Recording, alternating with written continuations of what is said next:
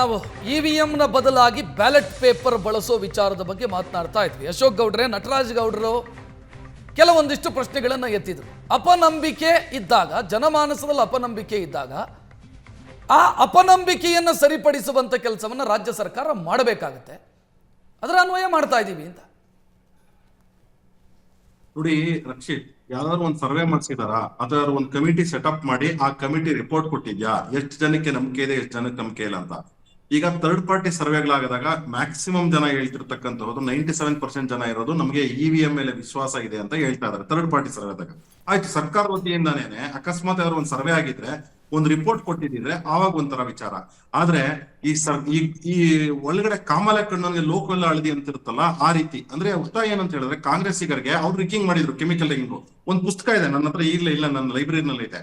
ಆ ಪುಸ್ತಕದಲ್ಲಿ ಸ್ಪೆಸಿಫಿಕ್ ಆಗಿ ರಾಮಚಂದ್ರ ಗುಹಾ, ಯಾರು ಬಿಜೆಪಿ ಬಗ್ಗೆ ತುಂಬಾ ಕ್ರಿಟಿಕಲ್ ಆಗಿ ಆಲೋಚನೆ ಮಾಡ್ತಾರೆ ಅವರೇ ಹೇಳ್ತಾರೆ, chemical rigging was practised from 1967 elections ಅಂದ್ಬಿಟ್ಟು ಕಂಟಿನ್ಯೂಸ್ ಆಗಿ ಹೇಳ್ತಾರೆ. ಅಂದ್ರೆ ಅರ್ಥ ಏನು, ಇವ್ರು ಮಾಡ್ತಿದ್ರು, ಇವ್ರು ಕಳ್ತನ ಮಾಡ್ತಿದ್ರು, ಅದರಿಂದಾಗಿ ಇವ್ರಿಗೆ ಭಯ, ಯಾರು ನಮ್ ತರಾನೇ ಕಳ್ತನ ಮಾಡ್ತಿರ್ತಾರೇನೋ ಅಂತ ಹೇಳಿ ಪರಮೇಶ್ವರ್ ಒಪ್ಕೊಂಡಿದ್ರು ಓಪನ್ ಆಗಿ, ನಾವು ರಿಗ್ಗಿಂಗ್ ಮಾಡಿ ಗೆದ್ದಿದ್ದೀವಿ ಅಂತ ಹೇಳಿ.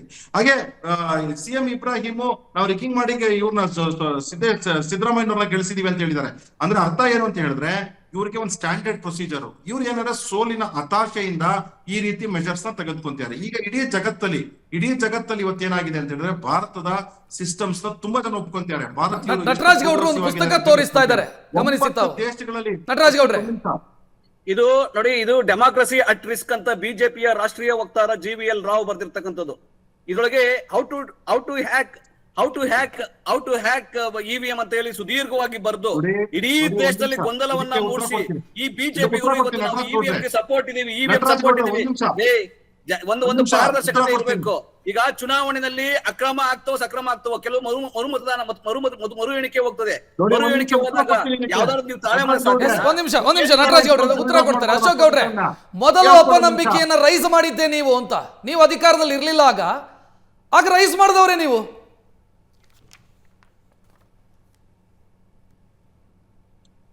ನೋಡಿ ರಕ್ಷಿತ್, ಈಗ ಡೆಮಾಕ್ರಸಿ ಅಟ್ ರಿಸ್ಕ್ ಅಂತ ಬರ್ದಿದ್ದಂತ GVL ರಾವ್ ಅವರು ನಮ್ ಜೊತೆ ಕಳೆದ ವಾರ ಇದ್ರು. ಅವರು ಹೇಳ್ತಾ ಇದ್ರು, ನೋಡಿ ಆ ಕಾಂಟೆಕ್ಸ್ಟ್ ಆ BEML ಮಿಷಿನ್ಸ್ ಗೆ ಕಂಪೇರ್ ಮಾಡಿದಾಗ ಆ ರೀತಿ ಇತ್ತು.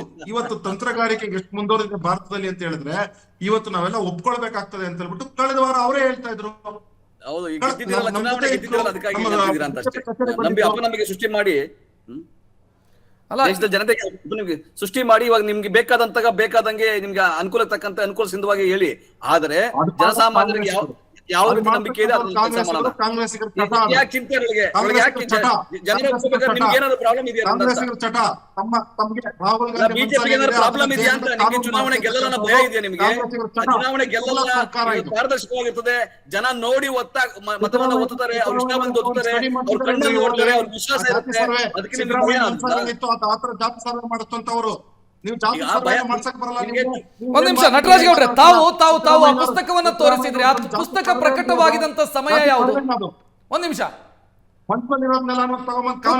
ಪುಸ್ತಕ ಪ್ರಕಟವಾದಂತ ಸಮಯ ಯಾವುದು? ಅದು UPA 2 ಇದ್ದಾಗ. ಎಸ್.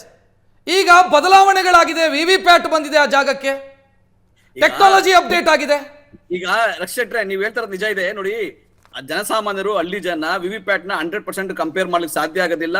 ನೀವು ಕೌಂಟ್ ಅಲ್ಲೂ ಕೂಡ, ನೀವು ಮತ್ತೆ ರೀಕೌಂಟ್ ಹೋದಾಗಲೂ ಕೂಡ VVPAT ನ ನಿಮ್ಗೆ ತೋರಿಸೋದಿಲ್ಲ. ಏನು ಡೇಟಾ ಬರುತ್ತೆ, ಒಂದ್ಸಲಿ ಏನ್ ಓದುತ್ತಾರೆ ಅದ್ ಮಾತ್ರ ಇರ್ತದೆ.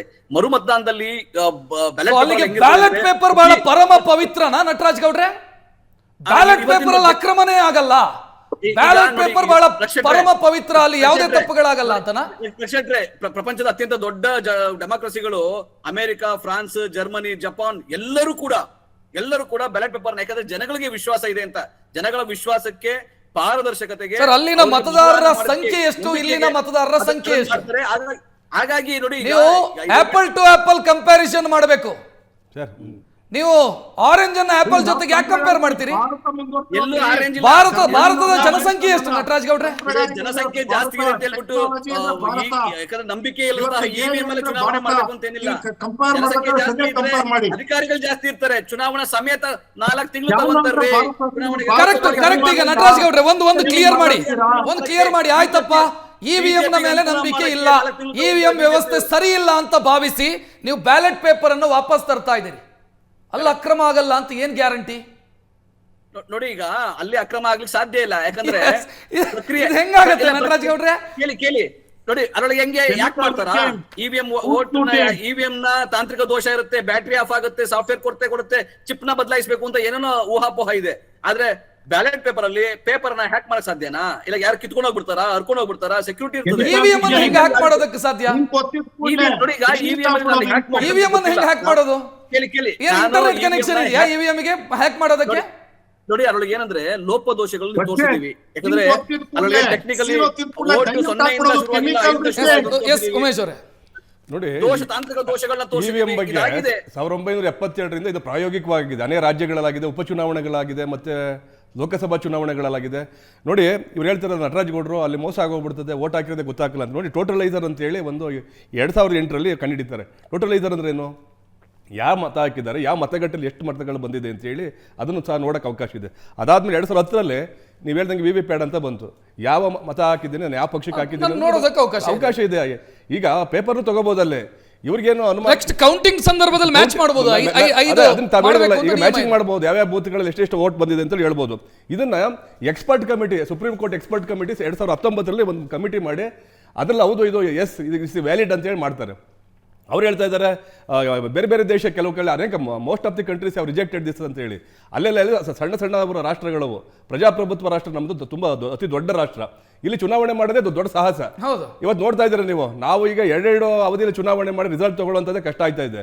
ಈಗ ನಾವು ಇದು ಬ್ಯಾಲೆಟ್ ಪೇಪರ್ ಹೋದಂಥ ಸಂದರ್ಭದಲ್ಲಿ ಇಡೀ ದಿನ ಎಲ್ಲ ಫಲಿತಾಂಶವನ್ನು ಕಾಯಬೇಕು. ಜೊತೆಗೆ ಪರಿಸರ ಹಾನಿ ಆಗುತ್ತೆ, ಇಂಕ್ನ ಎಲ್ಲ ಫೆಸಿಲಿಟಿ ಮಾಡಬೇಕು. ಕೆಲವರು ಎರಡು ವೋಟ್ ಹಾಕುವಂಥ ಸಾಧ್ಯತೆಗಳಿದ್ದಾವೆ. ಹಾಗಾಗಿ ಇವರು ಇದೆಲ್ಲ ಬ್ಯಾಲೆಟ್ ಪೇಪರ್ ಅಲ್ಲಿ ಬಹಳ ಅದ್ಭುತವಾಗಿ ಆಗತ್ತೆ ಅಂತ ನಟರಾಜ್ ಗೌಡ್ರು ಸಾಧ್ಯನೇ ಇಲ್ಲ. ನೋಡಿ ಸರ್, ನಾನು ಒಂದ್ ನಿಮಿಷ ಸರ್, ನಾನೊಂದು ಕಳೆದ ನೋಡಿ ಸರ್ 5 ವರ್ಷಗಳಿಂದ ಲೋಕಲ್ ಬಾಡಿ ಎಲೆಕ್ಷನ್ ಗೆದ್ದಿರೋನು. ತುಂಬಾ ಸಮಸ್ಯೆಗಳಾಯ್ತವೆ ಅಲ್ಲಿ, ವೋಟ್ಗಳು ತುಂಬಾ ವೇಸ್ಟ್ ಆಯ್ತವೆ ಅಲ್ಲಿ ವೋಟ್ ಹಾಕಂತದ್ದು. ಆಮೇಲೆ ಫಿಸಿಕಲ್ ಹ್ಯಾಂಡಿಕ್ಯಾಪ್ಟಿಗಂತೂ ಬಹಳ ದೊಡ್ಡ ಹಿಂಸೆ ಆಗುತ್ತೆ. ಅಲ್ಲ ಸರ್, ನಟರಾಜ್ ಗೌಡ್ರೆ, ಈಗ ನಿಮ್ಮ ಹತ್ರ ಫೋನ್ ಇದೆಯಲ್ವಾ, ನೀವು ಈ ಫೋನ್ ಸ್ಮಾರ್ಟ್ ಫೋನ್ ಯೂಸ್ ಮಾಡ್ತಾ ಇದ್ದೀರಾ, ಎಷ್ಟು ವರ್ಷದಿಂದ ಮಾಡ್ತಾ ಇದ್ದೀರಾ ನಟರಾಜ್ ಗೌಡ್ರೆ ಹೇಳಿ? ಆದ್ರೆ ನೀವು ಮತ್ತೆ ನಾವು ಅಂತದ್ದು ಹಳೆ ಕಾಲದ ಫೋನ್ ಹೋಗೋಣ ಅಂತ ಹೇಳ್ತೀರಾ. ಹೌದು, ನಾವು ಅಪ್ಡೇಟ್ ಆಗಬೇಕು, ತಂತ್ರಜ್ಞಾನ. ನಿಮಗೆ ಕಾಂಗ್ರೆಸ್ ಸೋಲಿನ ಭಯ ಎಲ್ಲಾ ಕಡೆ ಶುರುವಾಗಿರೋದ್ರಿಂದ ನಿಮಗೆ ನೇರ ದಿಟ್ಟ ನಿರಂತರ ಸುದ್ದಿಗಾಗಿ ನೋಡ್ತಾ ಇರಿ ಏಷ್ಯಾನೆಟ್ ಸುವರ್ಣ ನ್ಯೂಸ್. ನಮಸ್ಕಾರ.